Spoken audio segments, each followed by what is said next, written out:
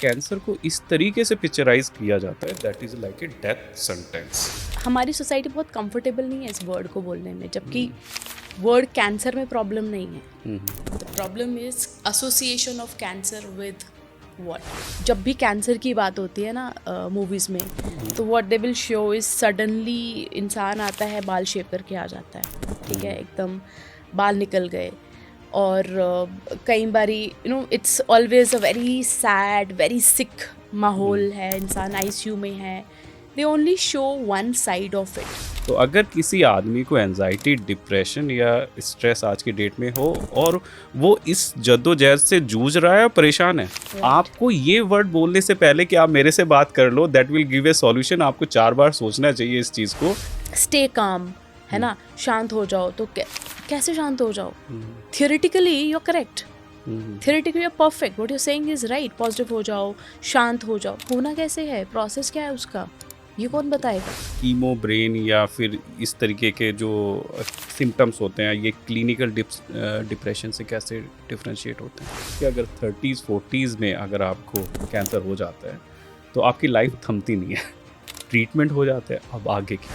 तो यहाँ पे ना the survivor also feels the burden कि यार मैं तो ठीक हो गया हूँ ना, I should be thankful, I should be grateful, पर मुझे अंदर से फिर भी एक डर लग रहा है कि अगर कैंसर वापस आ जाए तो। क्या कैंसर नॉर्मल है? नॉर्मल फिनोमिनन आज की डेट में बन गया है जिसके बारे में बात करनी चाहिए। Hello everyone, welcome again on सारथी संघा। जैसे कि हम हर बार कोशिश करते हैं कि आपको कुछ इस तरीके से, जैसे मैं बोलता भी ना बड़े स्लो तरीके से बोलता, तो हम ये कोशिश करते हैं क्योंकि ये जो जर्नी है, जो मेंटल हेल्थ की जर्नी है, अगर आप इसको देखेंगे तो आपको बड़े शांति से देखना पड़ेगा। जो कंडीशन है आज की डेट में इंडिया में, चाहे मेंटल हेल्थ की बात करेंगे या कैंसर की बात करेंगे, इन दोनों की जो कंडीशन है बहुत पेचीदा है। अगर आप मेंटल हेल्थ की बात करेंगे तो आपको पता चलेगा कि जो मेंटल हेल्थ का डेटा है आज की डेट में, डिप्रेशन, एंजाइटी का डेटा है, कितना एक्सपोनेंशियली बढ़ रहा है। चाहे वो ऑफिस हो, चाहे वो घर हो, या फिर आपका स्टूडेंट हो, हर जगह बढ़ रहा है।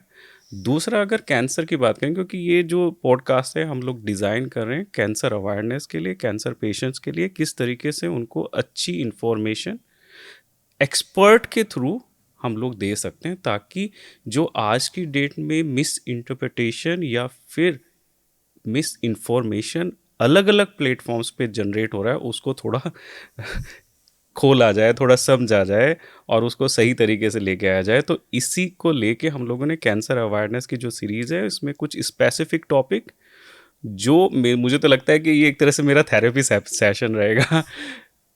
ओनको साइकोलॉजिस्ट क्या होती है या ओनको साइकोलॉजिस्ट क्या होते हैं, और कैंसर ट्रीटमेंट में पहले, अवेयरनेस में, और कैंसर ट्रीटमेंट के बाद इनका क्या अहम रोल है, इसको आज समझने की कोशिश करते हैं। और हमारे साथ जो गेस्ट हैं, she is a renowned onco psychologist, और जो सर्किल है, जो दिल्ली एनसीआर का सर्किल है, एवरीबडी नो अबाउट हर। उनका काम बहुत अप्रिशिएबल है और जो काम वो कर रही हैं, तो मैं इंट्रोड्यूस करवाना चाहूँगा Keshav Sharma. Welcome ma'am. Thank you Navneet ji, thank you so much. आपने बहुत सही बात करी कि मेंटल हेल्थ के जो इंसिडेंसेस हैं ना, जिस तरह से बढ़ रहे हैं, जो हम देख रहे हैं, जनरल पॉपुलेशन की अगर बात करें तो बहुत इंसिडेंसेस हैं।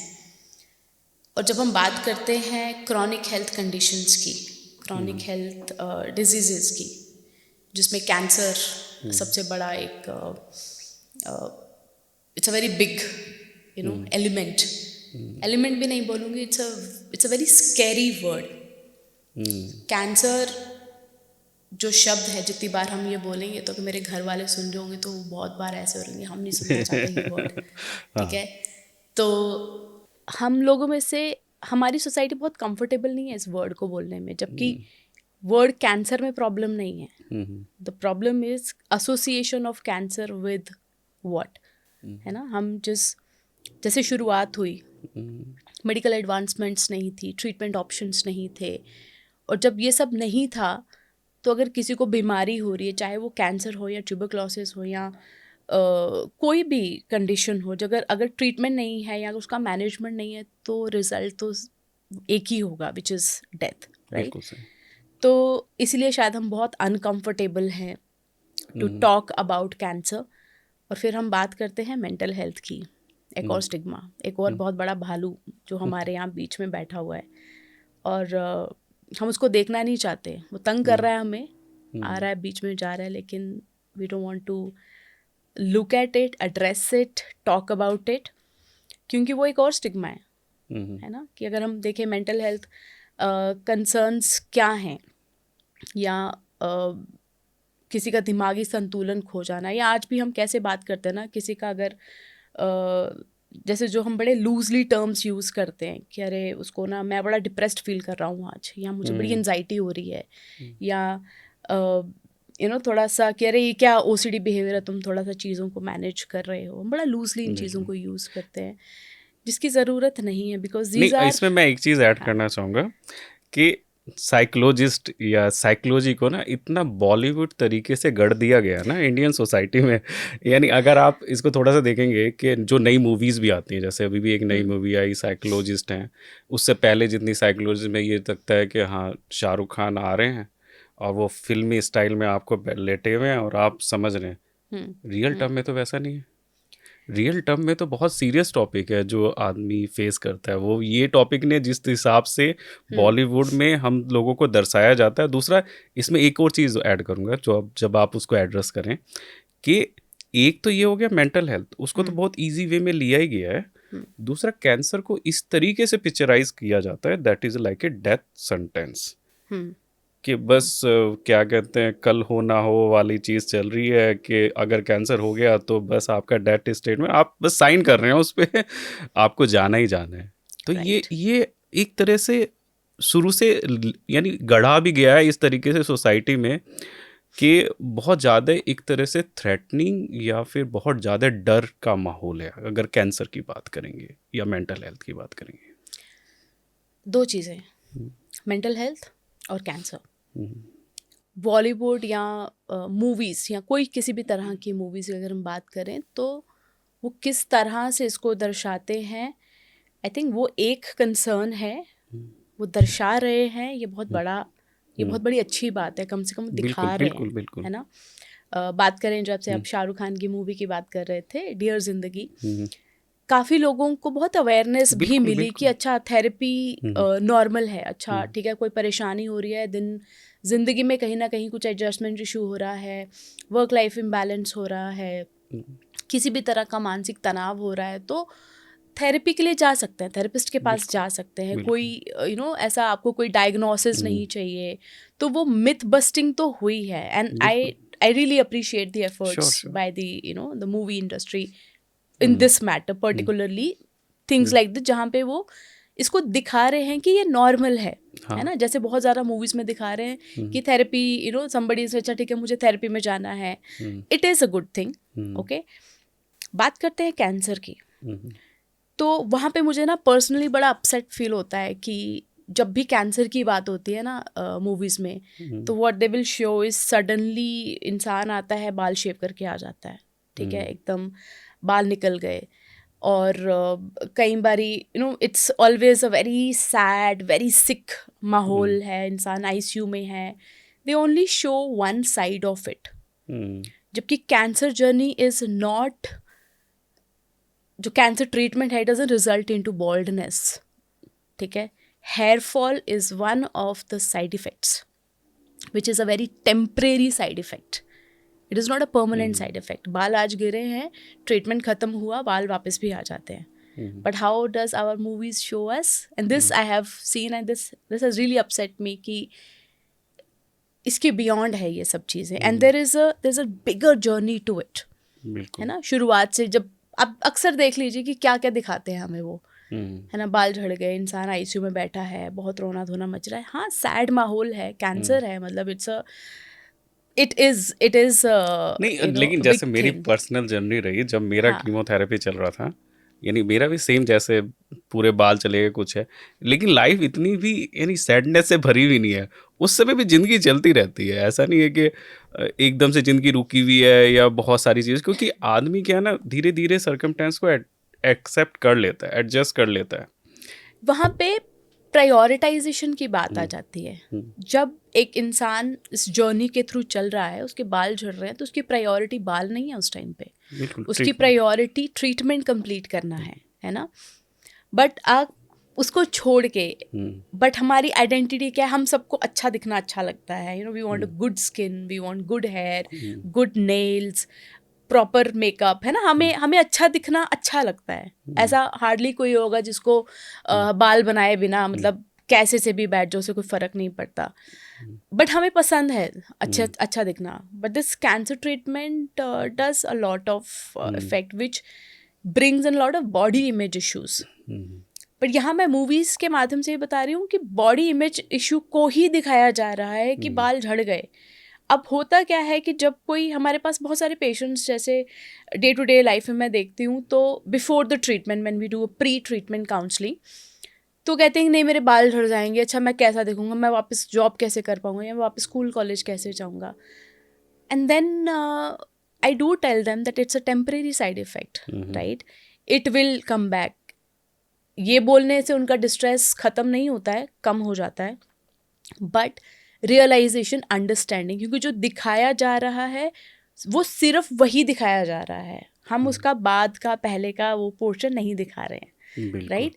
तो it is what I want to say is cancer treatment side effect, इसके अलावा भी और बहुत सारी चीज़ें हैं। जैसे आपने बताया कि सिर्फ बाल झड़ना है, इतना उदासी का माहौल नहीं था। वो क्यों नहीं था? Because probably you had a really good support system, may be you had really good doctors, है ना। आपका सिस्टम एक वैसा था कि आपको अकेलापन महसूस ही नहीं हुआ, आपको लगा कि नहीं यार ठीक है ना, सब लोग हैं तो सही, है ना, I am supported, I am assured. And how you feel as a person, individual personality, individual thought process भी तो बहुत मैटर करता है उसमें। बिल्कुल बिल्कुल। तो इसमें अगर थोड़ा सा एक स्पेसिफिक डिस्कशन को लेके जाएं, तो जो नॉर्मल साइकोलॉजिस्ट और जो ओनको साइकोलॉजिस्ट हैं, एक तो क्या डिफरेंस है? क्योंकि वैसे तो क्या होता है ना कि साइकेट्री डॉक्टर और साइकोलॉजिस्ट का डिफरेंशिएशन ही समझाना बड़ा टफ है।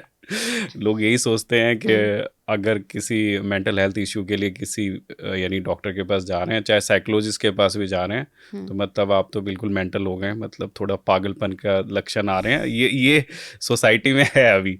लेकिन अब इससे भी थोड़ा आगे कि साइकोलॉजिस्ट के पास तो हैं, लेकिन एक नॉर्मल साइकोलॉजिस्ट है और एक ओनको साइकोलॉजिस्ट है। तो ये क्या डिफरेंशिएशन है? साइकोलॉजिस्ट जो होते हैं, मैं पढ़ाई के हिसाब से बताती हूँ कि 12वीं के बाद 3 साल की डिग्री होती है जिसमें आप साइकोलॉजी ऑनर्स करते हो या psychology as one of the subjects पढ़ते हो। तो 3 साल वो पढ़ते हो, अभी वो 4 साल का हो गया है ग्रेजुएशन, बट मेरे टाइम पे वो 3 साल का था। You do graduation with psychology, then you do masters in psychology but with specialization, से clinical psychology, applied psychology। मेरे टाइम पे क्योंकि 15 साल पहले तो ज़्यादा ऑप्शंस नहीं थे हमारे पास, so we had just 2-3 options, organization, behavior, clinical, applied and all of that। तो वो आपका मास्टर्स लेवल हो गया, वो आपने 5 साल साइकोलॉजी पढ़ी है, तो अब आप खुद को साइकोलॉजिस्ट बोल सकते हो, ठीक है। अब उसमें थियोरी के साथ साथ इंटर्नशिप्स आर मैंडेटरी, ठीक है, क्योंकि आपने किताबें पढ़ी हैं, आपने किताब में, आपने DSM में, ICD में आपने सारे डायग्नोसिस क्राइटेरियाज पढ़े, आपको पता है डिप्रेशन के सिम्टम ये होते हैं, बट जब आप एक्चुअली पेशेंट के साथ बैठे हो तो आपको पता नहीं है कि क्या होगा, है ना। इसीलिए इंटर्नशिप्स बहुत ज़रूरी हैं वहाँ पे। So that's how you become a psychologist. You are a fresher, you do after masters also you can do a couple of years of internship, या कुछ 6 महीने 1 साल इंटर्नशिप करके, ये मैं इसलिए कह रही हूँ क्योंकि हैंड्स ऑन एक्सपीरियंस हो जाता है।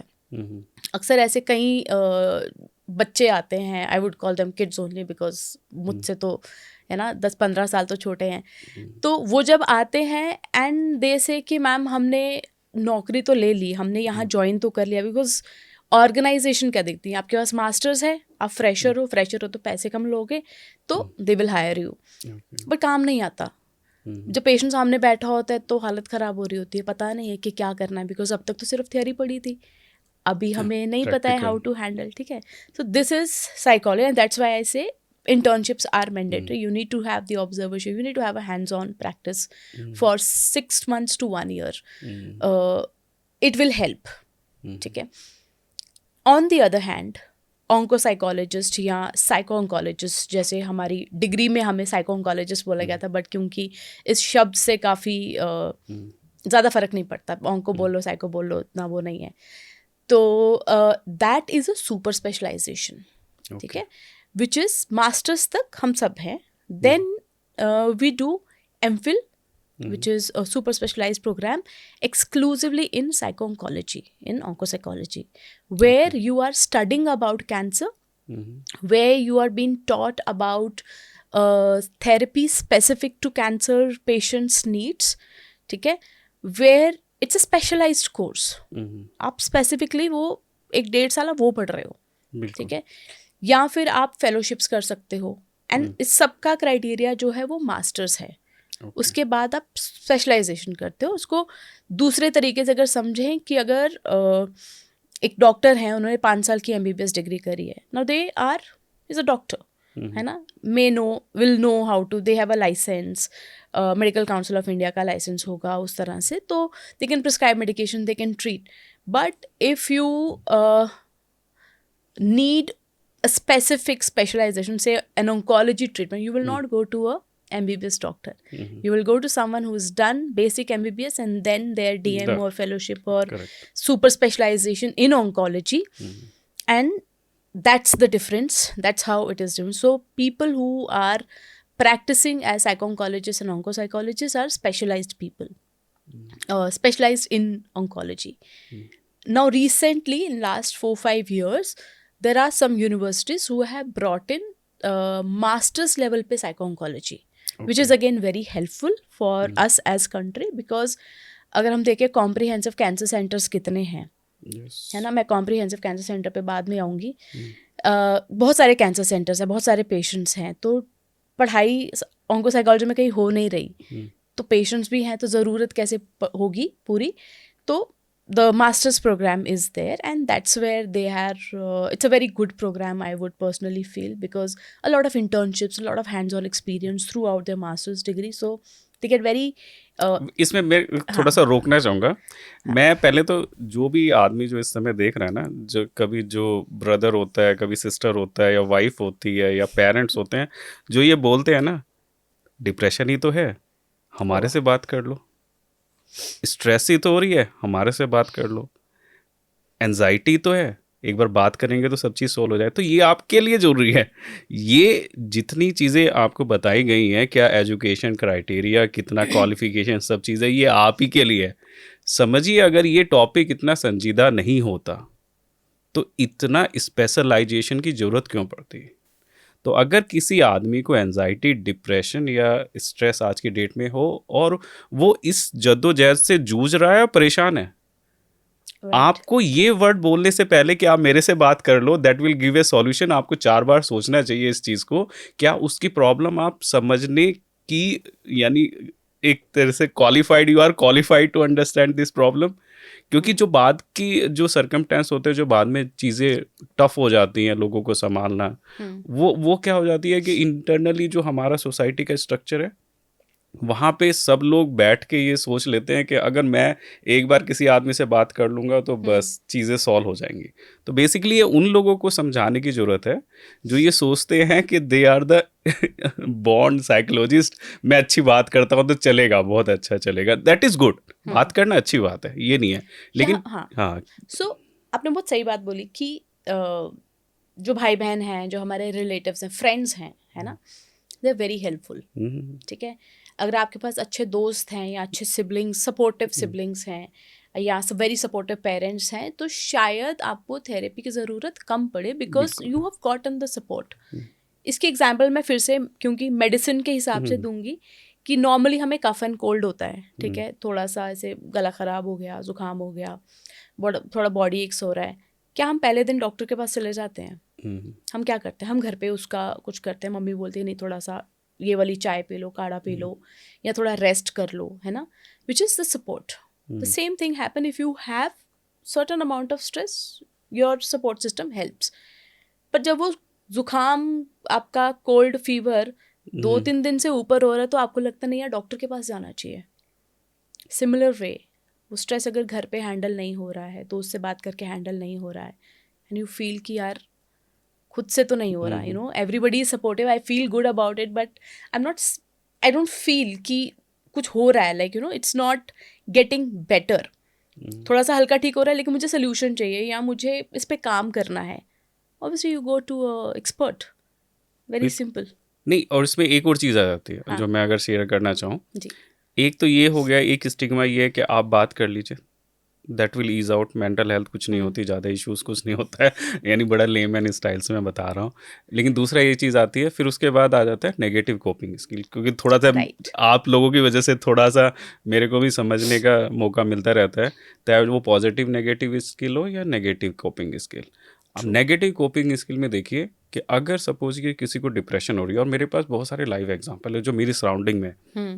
क्या होगा अगर स्ट्रेस हो रही, डिप्रेशन होगी, चलिए 2 पैक लगा लेते हैं, चलिए थोड़ा लिकर कंज्यूम कर लेते हैं। ये एक फिनोमेन बहुत बढ़ता जा रहा है, चाहे कॉर्पोरेट पार्टीज़ हो या सोशल गैदरिंग हो, इसमें बहुत ज़्यादा इंक्रीज हो गया है कि ठीक है थोड़ा स्ट्रेस, थोड़ा डिप्रेशन हो रहा है, liquor will give a solution.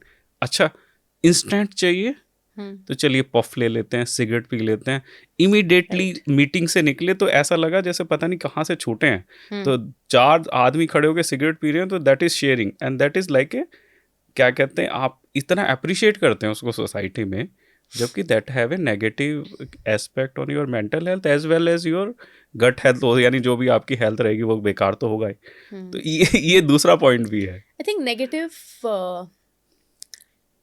अगर हम उसको पॉजिटिव नेगेटिव देख रहे हैं ना, पहला शब्द है पॉजिटिव और नेगेटिव, बट दूसरा शब्द कॉमन है, कोपिंग, ठीक है।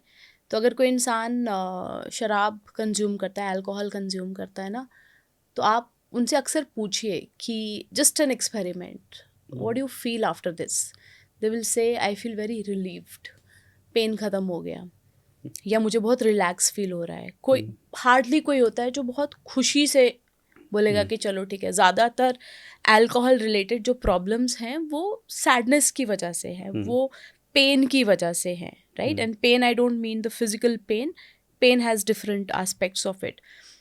तो उस पेन को रिलीव करने के लिए they use it as a pain medication, है ना। It's a because I feel relieved. So Correct. here I'm not promoting alcohol or any kind of substance, but just the understanding, if I have a better tool to handle this pain, I will not have this kind of coping. Correct. मुझे alcohol का सहारा नहीं लेना पड़ेगा, मुझे किसी और substance का सहारा नहीं लेना पड़ेगा, या मुझे we call alcoholism, there is a workaholism, ये भी कोई सही बात नहीं है ना। तो हम चाहे वो शॉपaholic हो, वर्काहॉलिक हो, अल्कोहलिक हो, है तो सारे हॉलिक्स, है ना। सब एडिक्शन की तरह लेके जा रहे हैं। एडिक्शन मतलब एडिक्शन का अगर देखें तो लैटिन उसका वो है that it's a slavery, you know, you just slave of something, the slave of a certain substance और एक्ट। बट देखा जाए it is the getting away from a painful situation, कि मुझे दर्द से दूर रहना है, मुझे तकलीफ से दूर रहना है, चाहे वो मेरे मन की तकलीफ हो, सामाजिक तकलीफ हो, या मेरी आध्यात्मिक तकलीफ हो, मतलब मुझको उससे दूर हो जाओ तो यू नो मुझे I want to feel good. That's why everybody does whatever they do. So we look at negative and positive, हमारा मैग्नीफायर चला जाता है उन पे, बट हम दूसरे शब्द पे अगर हम थोड़ा सा फोकस करें, that's coping. Right, so that's so much of helplessness. And imagine if they had the tools and the awareness on coping, we will not have to differentiate these two. We'll just have coping, healthy coping. बिल्कुल. तो ये देखना और समझना चाहिए हमें, आपको, सबको, जो भी है, जब हम अप्रिशिएट करते हैं इन सब चीज़ों को अपने अगल बगल या सराउंडिंग में, ये हमें सोचना चाहिए क्या ये ज़रूरी है और ये हमारे फ्यूचर जनरेशन को कैसे इम्पैक्ट कर रहा है. दैट विल ऑल्सो इंट्रोस्पेक्शन, कि हम अपने बारे में सोचें कि ये आने वाले टाइम में किस तरीके से इम्पैक्ट कर रहा है. कि हो सकता है आने वाली फ्यूचर जनरेशन को जो हम पॉजिटिव कोपिंग स्किल, वो तो ये है कि हमें पीछे से मिलते आए हैं कि ठीक है थोड़ा बैठ के शांति से बैठेंगे, मेडिटेशन करेंगे, सोचेंगे, समझेंगे. प्रॉब्लम आ रही है तो कोई बुरी चीज़ नहीं है, प्रॉब्लम आपको कुछ सिखा के जा रही है. लेकिन आने वाली जनरेशन के लिए हो सकता है ये लग्जरी ना हो. आने वाले लोग इतना ना सोच पाएँ, उस तरीके से ठंडे दिमाग से ना बैठ पाएँ और वो जो सिचुएशन आएगी उसको हैंडल ना कर पाएँ। तो ये आपकी एक बुनियादी ज़िम्मेदारी है नेक्स्ट जनरेशन के लिए कि आप ये पॉजिटिव कोपिंग स्किल, चाहे अच्छी बात करना हो, पॉजिटिविटी हो, फ्रेमवर्क हो, या जो जिस तरीके से आप उसको ट्रांसफ़र कर सकते हैं नेक्स्ट रोल जनरेशन के। मॉडलिंग, बिल्कुल, रोल बिल्कुल। मॉडलिंग इज़ वेरी इंपॉर्टेंट, है ना। हम लोगों ने हम सब बड़े जो हुए ना, हम सबके एक एक रोल मॉडल्स हैं, है ना। मेरे कई रोल मॉडल्स हैं कि जैसे I have few role models who were my ex employers, my first boss where I worked in Assam. He's a surgical oncologist, but he's my role model. The way he works, the discipline that he has, not wasting time on anything, and a very disciplined person. मेरा discipline वाला role modeling वहाँ से आता है. तो देखा जाए हमें किस तरह के रोल मॉडल बनना है. हमें ऐसे रोल मॉडल बनना है जो हमें किसी खाई की तरफ लेके जा रहे हैं, या हमें ऐसे रोल मॉडल बनना है जो हमें खाई से निकाल रहे हैं. बिल्कुल, है ना. हम परेशानियों से कैसे निकल जाए. पर यहाँ में ना, जब हम नेगेटिव और पॉजिटिव की बात करते हैं ना, तो मुझे लगता है कि पॉजिटिविटी ना बहुत टॉक्सिक भी होती जा रही है कि अरे थिंक पॉजिटिव, बी पॉजिटिव. तुम थोड़ा सा आई ऑफन हियर दिस कि स्टे काम, है ना, शांत हो जाओ. तो कैसे शांत हो जाओ? Theoretically you are correct, theoretically you are perfect, what you saying is right. Positive हो जाओ, शांत हो जाओ. होना कैसे है, प्रोसेस क्या है उसका, ये कौन बताएगा? करेक्ट. है ना. कि ऐसा कुछ हो रहा है, आप बहुत परेशान हो गए, आप स्कूल में से you gave an exam and you got disqualified for that particular exam, and then you so much of intense thought process.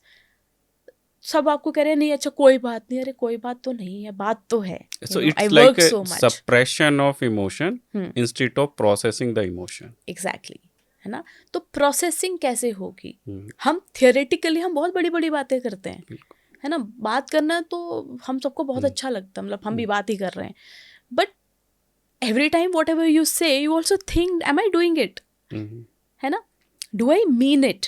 So if I say stay calm, that okay, you should be calm, I should also be able to tell them how do you do that. The practical tool is also needed to be given. तो role modelling जो है वो वहीं से आती है कि या मेरे पापा ना, कुछ होता है ऐसे घर पे, कुछ जब कलेश होता है तो मेरे पापा ऐसे शांत हो जाते हैं. यहाँ पापा क्या करते हैं कि थोड़ा बैठ के मम्मी से बात करते हैं, या he goes and helps my mother in the kitchen. Just an example. Oh, that's the way of calming the situation. That's the role modeling. Rather कि मैं एकदम गाड़ी लेके रैश ड्राइविंग पे निकल जाऊं, तो हम सिचुएशन से तो निकल गए, बट डिड दैट काम माई माइंड? या फिर I took a cigarette and I smoked, did that calm me down? काम तो सब कुछ कर रहा है. एक सिगरेट भी एकदम का जो निकोटिन हिट है, that also calms you down. A certain amount of alcohol also calms you down, and having a conversation with someone you trust also calms you down. So what is the kind of calm process, the process of being calm that I need to follow, that also comes from role modeling. बिल्कुल. और ये topic जो है ना, इतना interesting है ना कि आप बात करते करते किस डायरेक्शन में चले जाते हैं पता नहीं चलता है. तो दोबारा से टॉपिक पे आते हैं. दूसरे वाले यानी जो स्पेसिफिक चीज़ रहेगी, जो कीमो ब्रेन या फिर इस तरीके के जो सिम्टम्स होते हैं, ये क्लिनिकल डिप्रेशन से कैसे डिफरेंशिएट होते हैं? तो कीमो ब्रेन शब्द को समझेंगे. कीमो ब्रेन, कीमोथेरेपी की वजह से, जब कीमोथेरेपी चल रही है, because lot of medicine, lot of toxins, है ना, because that's killing the chemotherapy is given to kill the bad cells, cancer cells. अब वो उसका इफेक्ट हो रहा है because lot of toxins in the body, है ना. नाउ कीमोथेरेपी इंड्यूस्ड जो आपको सडन फॉगीनेस फील होती है, you feel lack of clarity, आप क्लियरली सोच नहीं पा रहे हो, और ये अक्सर देखा जाता है जब एक्टिव कीमोथेरेपी चल रही है. नाउ प्रैक्टिकली देखें तो chemotherapy can have an impact of it, of course that has an impact. उसके अलावा there are 1000 things running on in person's mind. है ना. ये जो लोग हैं, this is a general person like you and I, anyone who is living a life normally, has so many plans, has been having a symptom delays, goes to a doctor, gets diagnosis of chemotherapy, cancer any kind, and doctor कहते हैं कि देखो ये diagnosis अगले हफ्ते से treatment शुरू करना पड़ेगा. तो यहाँ पे वो सारी प्लानिंग्स आ गई हैं, वो कहाँ चल रही हैं, वो दिमाग में चल रही हैं. तो आप इतना फॉगी फील करते हो. और ये जो कीमोब्रेन कीमोथेरेपी के दौरान तो होता ही है, ये जनरली भी तो फॉगीनेस हम फील करते हैं जब there are too many thoughts, है ना.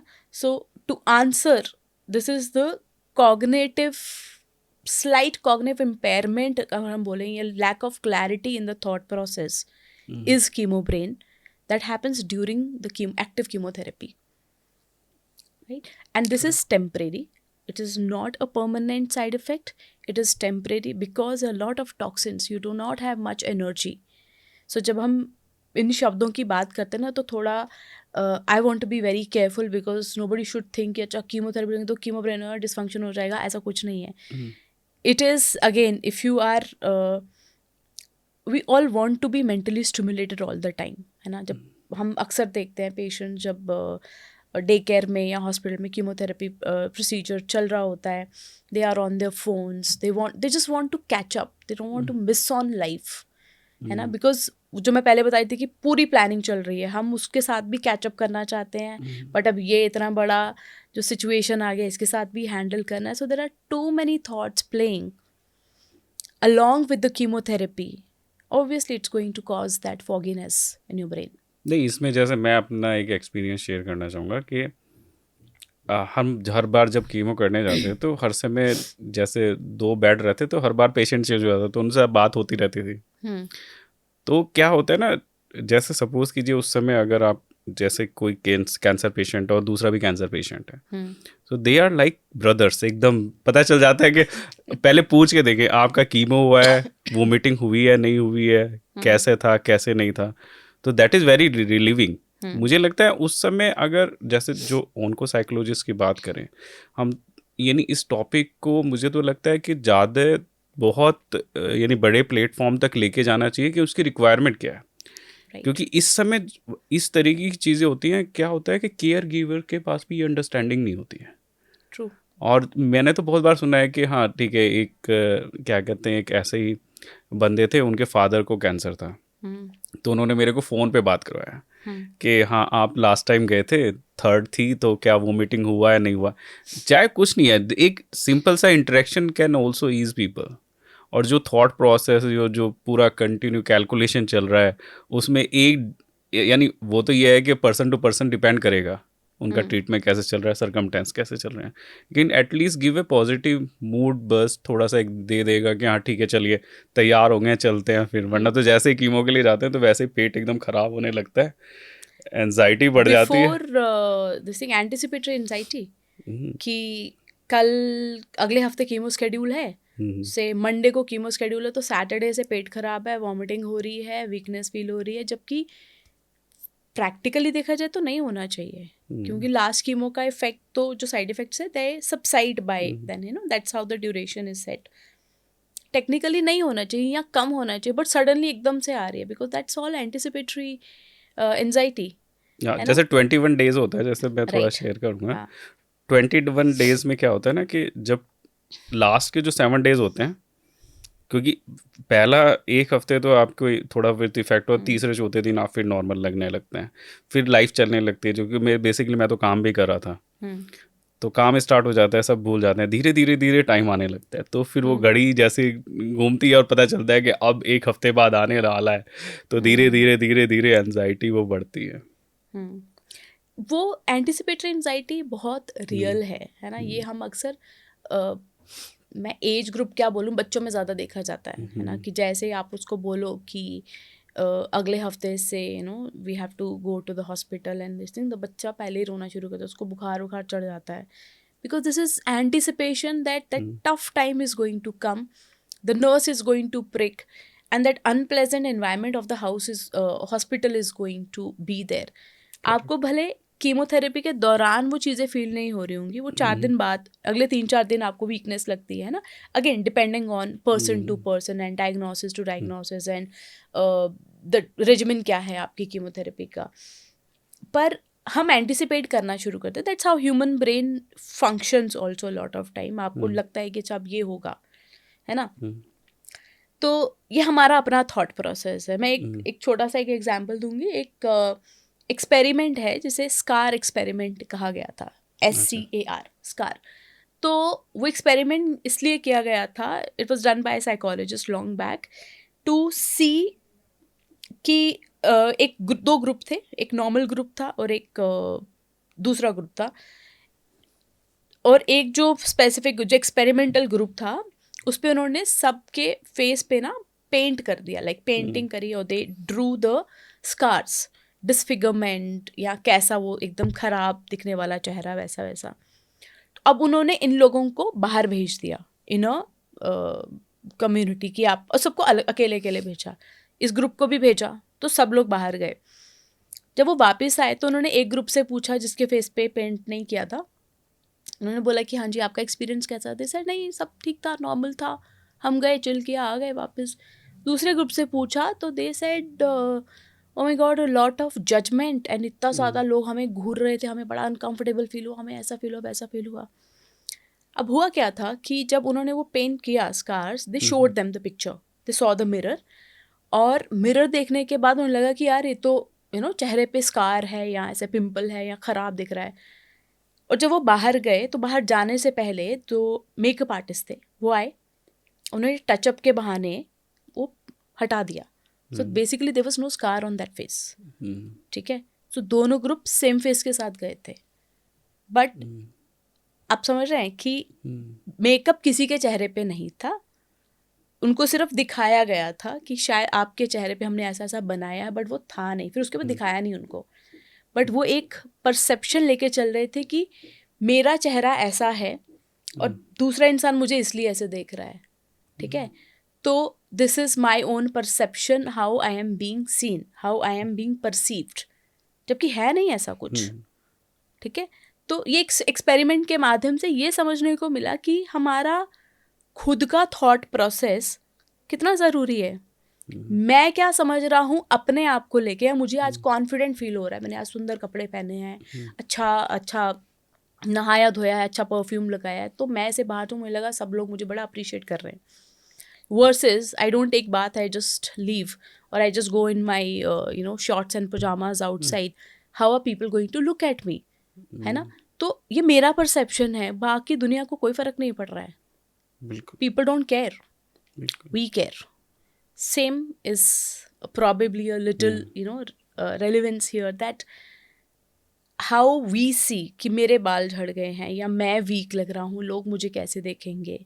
और ये अक्सर भी ऐसा होता है कि during the treatment and even after the treatment, during the survivorship, a lot of survivors don't go to social gatherings. Why? Because they will be questioned. Oh, how are you doing? They don't want that question. उनको नहीं पसंद है आप बार बार पूछो, और उनसे ये बोला जाता है कि अच्छा ठीक है, फॉलो अप हो गया, अच्छा अब आप ठीक हो। उनको अलग तरह से देखा जा रहा है। ठीक है, और यहाँ पे एक कॉन्सेप्ट आता है पर्सनहुड और पेशेंटहुड का, कि जब एक इंसान नॉर्मल ज़िंदगी जी रहा है, कैंसर का डायग्नोसिस आ गया या किसी और बीमारी का डायग्नोसिस आ गया, तो उसकी आइडेंटिटी बदल गई। बेसिकली बदली नहीं, वो तो है ही सेम इंसान। If you the person is a professor, even you get cancer, you're still a professor, but the identity has been changed. It's also multifold. One is their own perception, second is how they have been treated by others. How are we as healthcare professional treating them?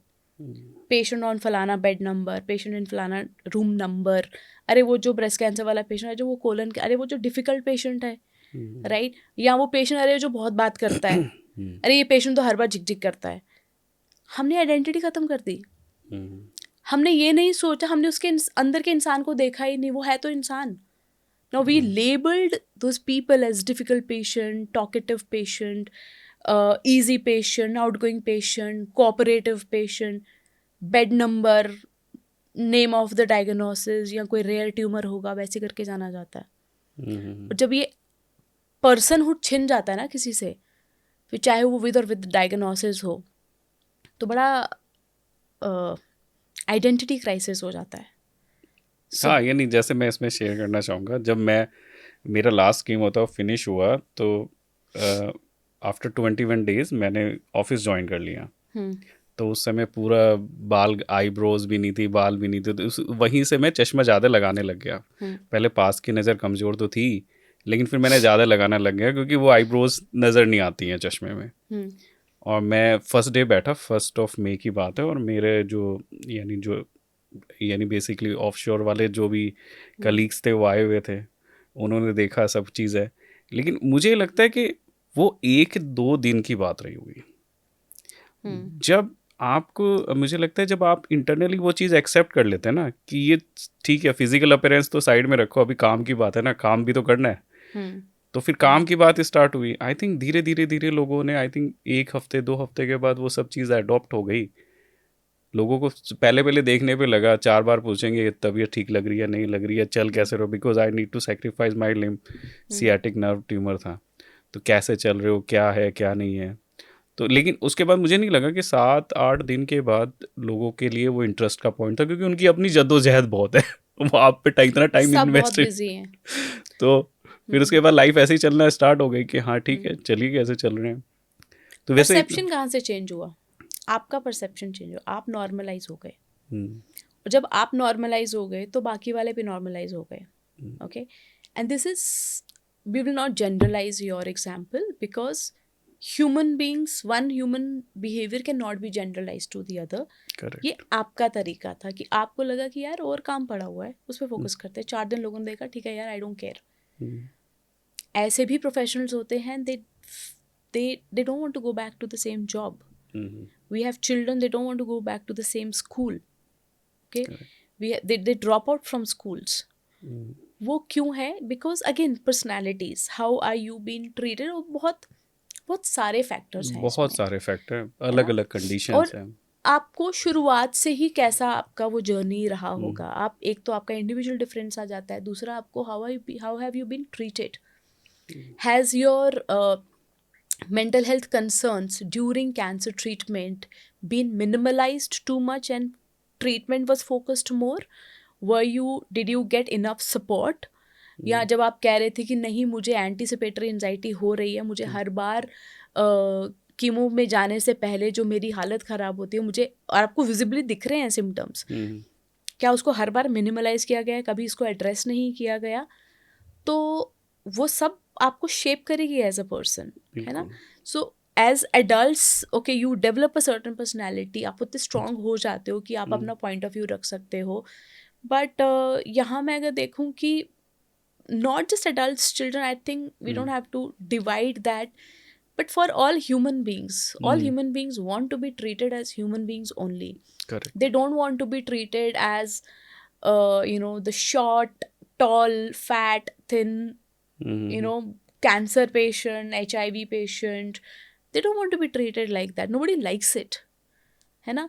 तो वो कहाँ से शुरू हो रहा है? वो बहुत शुरुआती रूप से शुरू हो रहा है। And I'll add on a little on comprehensive cancer centers.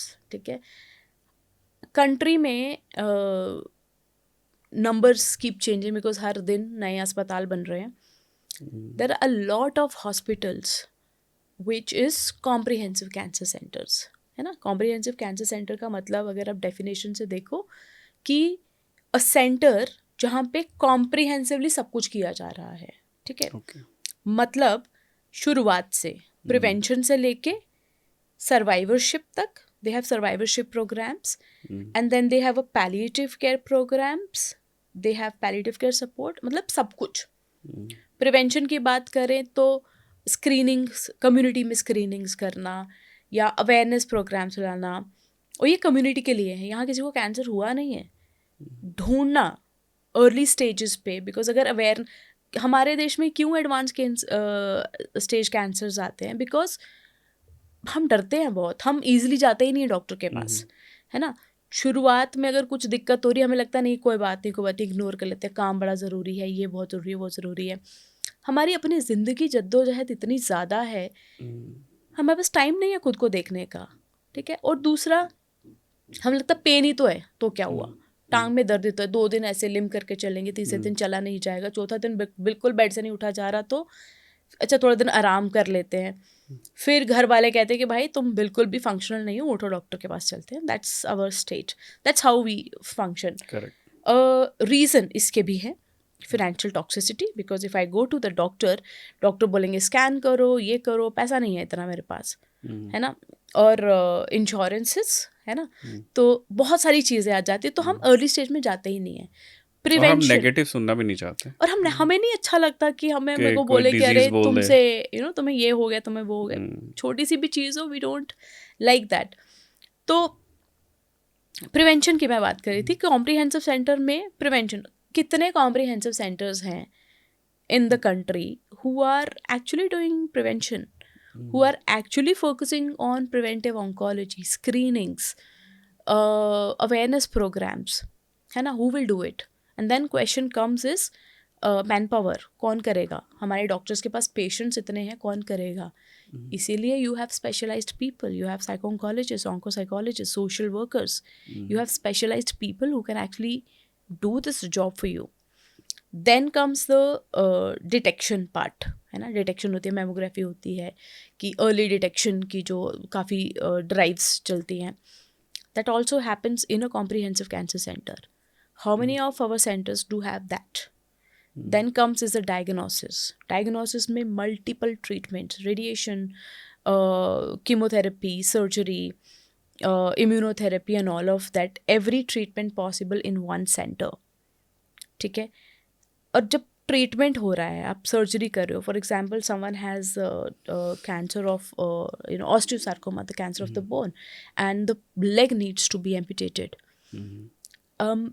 हम क्या सिर्फ डायरेक्टली सर्जरी के लिए जा रहे हैं because tumour needs to be taken off, और we also prepare the patient that how is it going to be, because this person has always lived with the leg, now this needs to be amputated. और उसके बाद एक syndrome आता है जिसे हम I am forgetting the name, phantom limb syndrome, right, कि पैर नहीं है, ट्यूमर की वजह से कट गया, लेकिन मुझे दिमाग को सिग्नल आ रहा है कि पैर अभी भी है, वो फंक्शनैलिटी कर रहा है, और जब वो नहीं देखता है तो वो इंटेंस पेन कर रहा है। हम इसको एड्रेस ही नहीं करते। How many of us train to do that? ठीक है, ट्रेनिंग की एक बात है, how many of us know that this is important, that there is something called phantom limb syndrome, right. तो प्री ट्रीटमेंट, ठीक है, ड्यूरिंग ट्रीटमेंट, पोस्ट ट्रीटमेंट, हर जगह मेंटल हेल्थ प्रोफेशनल्स की ज़रूरत है, because if this is added, the journey is going to be the patient, the person who has the diagnosis of cancer is going to feel supportive throughout, and the quality of life is going to get better. But हम क्या कर रहे हैं? We are only focusing on when a patient comes in, we look at them as patient, we don't look at them as a person. हमें सिर्फ tumour दिख रहा होता है, हमें वो निकालना है, हमें उसे ट्रीट करना है, हमें नहीं फ़र्क पड़ता कि उसको रातों को नींद नहीं आ रही, वो पैसा कहाँ से ला रहा है, उसका इंश्योरेंस ख़त्म हो गया है, उसके पास सपोर्ट करने के लिए कोई नहीं है। यहाँ अगर वो the person is the bread winner of the family and उसकी वाइफ उसका ध्यान अस्पताल में रख रही है, तो उसके बच्चे को कौन देख रहा है? Who is sending the children to school? So there are so many layers, so many factors which we don't see, and कौन देखेगा, है ना, who is trained? Correct. Medical doctors, they have to treat the cancer only,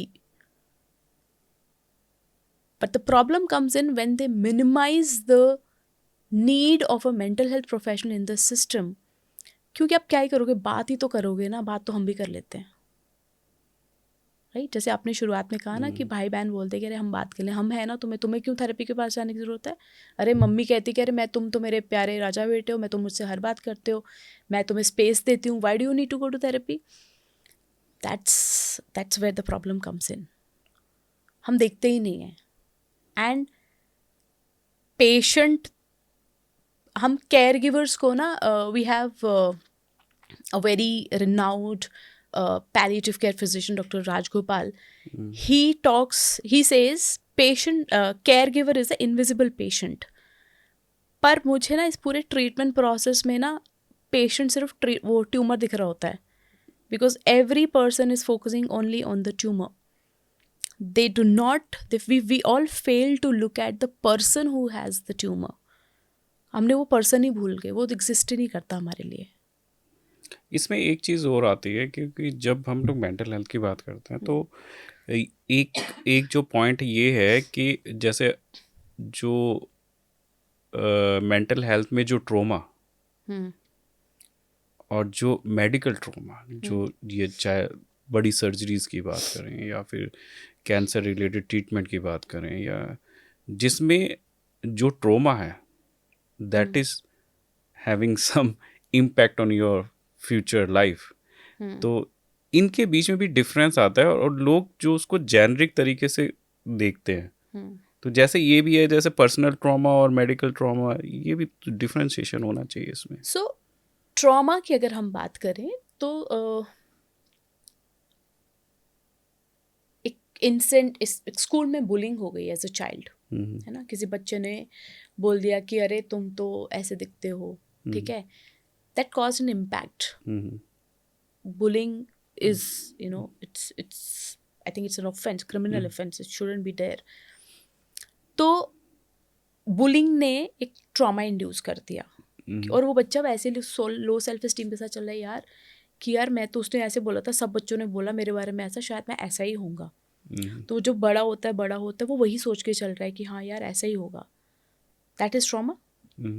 versus someone loses a parent as a child to a traumatic, in a traumatic way. That's also trauma, right? How do you differentiate? So capital T and small t है trauma. अब होता क्या है कि हमने हर चीज को ना बहुत, it'll become very controversial if I say that, but let's just focus on capital T and small t. Normal life में you before cancer and me as a child, we all have experienced those painful incidents in our life, है ना. painful incidents क्या हुए होंगे कि हमने किसी पप्पी को किसी ने मारा तो हमें बड़ा दर्द हुआ, हमें बड़ा वो एक इम्पैक्ट छोड़ गया, या घर पे किसी ने कुछ बोल दिया, या स्कूल में किसी टीचर ने बोल दिया कि अरे तुम्हारा तो कभी कुछ होगा नहीं, है ना. we've all experienced those kind of thing. वो सबके साथ है. जो कैंसर पेशेंट है वो कोई अलग किसी दूसरे प्लैनेट से नहीं आया है, वो हम में से है. उसका वो तो है ही ट्रॉमा. वो जो सारे experiences, I would say painful experiences, I would say rather say that, plus the diagnosis. उसने, एक नॉर्मल इंसान है, वो अपने सारे उन पेनफुल इंसिडेंसेस से उभरते हुए अपनी नॉर्मल ज़िंदगी जी पा रहा था, वो अपने आप को इस्टेब्लिश कर रहा था, फिर डायग्नोसिस हो जाता है. It hits them harder. So it is a double burden. It's a double burden. It's of course a double burden, because who is ever prepared to have a chronic health disease? है ना. हमारे अपने घरों में, हम सब ने अपने घरों में देखा है कि हमारे पेरेंट्स कहते हैं कि ये मेरे बेटे की शादी के लिए फंड्स हैं, ये मेरे बेटी की शादी के फंड, ये जब हम घर लेंगे उसके फंड्स हैं, ये हम गाड़ी लेंगे उसके फंड्स हैं, ट्रिप पे जाएंगे उसके फंड्स हैं, कभी क्रॉनिक हेल्थ डिजीज़ होगी उसके फंड्स हैं. देखा है, सुना है कभी इसके बारे में? Do we have that? We are never prepared for this. Now with insurances, but बहुत कम लोग होते हैं जो इंश्योरेंस लेते हैं. And I will tell you, when every year when I renew my insurance, so my insurance person, he always tells me, ma'am भगवान ना करे आपको ज़रूरत पड़े इसकी, है ना, so we will renew. अब सोच रहे हो कि हम यहाँ हैं, सच में भगवान ना करे ज़रूरत पड़े, पर शरीर है, मैन्युफैक्चरिंग में कोई सेल इधर उधर जा सकता है, गिर भी सकते हैं, चोट भी लग सकती है, सरदर्द भी हो सकती है, बीमारी भी हो सकती है. But we are never prepared for it because this is very painful. But something that you were never prepared for happens. Does this cause trauma? Of course it does. And on top of that, when you're not treated well, when जब मैं बात कर रही थी seeing to be seen only as a tumor but not as a person, does that cause trauma? That adds on further. And then आपका treatment खत्म हो गया, आप वर्क प्लेस पे एडजस्ट कैसे कर पा रहे हो वापस, डज दैट कॉज ट्रॉमा? आप normal day to day life में कैसे जी पा रहे हो? हर सुबह जब आप उठते हो तो आपको लगता है कि ट्रॉमेटिक एक्सपीरियंस वाइज जाता है ना, इस बार कैंसर बैग में उठ नहीं पा रहा, मेरा पैर नहीं उठ रहा, या मुझे कुछ हो रहा है, कुछ हो तो नहीं गया, है ना? तो एक और छोटा पर्सनल एग्जांपल देती हूँ कि कुछ महीने पहले मेरा पैर में चोट आई skipped a stair and ligament tear हुआ, कुछ बड़ा वो नहीं था। 4 महीने हो गए, अभी भी मैं जब उस सीढ़ी से जाती हूँ ना, so I make sure my phone is in my bag, I walk very carefully. मैं जिम कर रही हूँ, मैं रनिंग कर रही हूँ, मैं वॉकिंग कर रही हूँ, मैं सब कर रही हूँ, पर वो जो सीढ़ी है ना, वो मेरा ट्रिगर है ट्रॉमा का, क्योंकि मुझे वहाँ चोट लगी थी और मुझे वहीं से लगा था कि मेरी इनएबिलिटी टू वॉक, और ये तो छोटी सी चोट की बात कर रही हूँ, जीवन में इतने बड़े बड़े इंसिडेंट्स जो हो रहे हैं जिसके लिए हम कभी प्रिपेयर्ड नहीं थे, that of course cause trauma. या I mean thing is that before surgery, जब मेरा सियाटिक नर्व यानी ट्यूमर था, और जब वो सर्जरी हुई and because of that surgery I ये क्या कहते हैं, मेरे को फुट ड्रॉप था। अब ये फुट ड्रॉप चल रहा है, तो कभी कभी है ना, जैसे बच्चे पूछ लेते हैं पापा रनिंग क्यों नहीं कर रहे हो, या कुछ नहीं हो रहा है, या कुछ भी है, या फिर लोग आपको देखते हैं कि आप बार बार अपना स्लीव बांध रहे हैं या कुछ कर रहे हैं, that is also somewhere impact के कहीं ना कहीं तो लगता है कि बात कैसे करी। जैसे जैसे अभी जो मैं बात कर रहा हूँ that is purely a therapy session for me. तो यानी बहुत सारी चीज़ें ऐसे मुझे लग रही है कि जो मैं यहाँ पे शेयर कर रहा हूँ कि हाँ मेरे को भी वो शेयर करने के बाद बड़ा इजी लगता है। लेकिन अगर इसमें एक पहलू को समझा जाए कि आज की डेट में जो कैंसर, जैसे पहले के कैंसर में क्या होता था, पहले ज़्यादातर उम्र-दराज लोगों को कैंसर होता था 60s 70s। आज की डेट में अगर आप देखेंगे तो 30s 40s ऐसे लोग, ऐसे जब एज में आपको कैंसर होता है तो वहाँ पे बहुत सारी चीज़ें आती हैं। तो वहाँ पे ये होता है कि पहले तो ये रहता था कि आपको कैंसर हो गया है, ठीक है, 2-4 साल 5 साल 10 साल जितना ज़िंदा रहना रहिए, आराम से देखिए, अगर स्पिरिचुअलिटी की तरफ जाना है तो करें, थोड़ा बहुत टाइम स्पेंड करें, क्योंकि जाना तो आपको है ही। तो आपको हुआ है तो जाना तो चलो 2 साल की देंगे, 4 साल हो गया, चलो ठीक है, अच्छे से जा सकते हो। लेकिन अगर आपको 40-45 साल में हुआ, 30-35 साल में हुआ, तब तो आपका थॉट प्रोसेस ये नहीं रहेगा।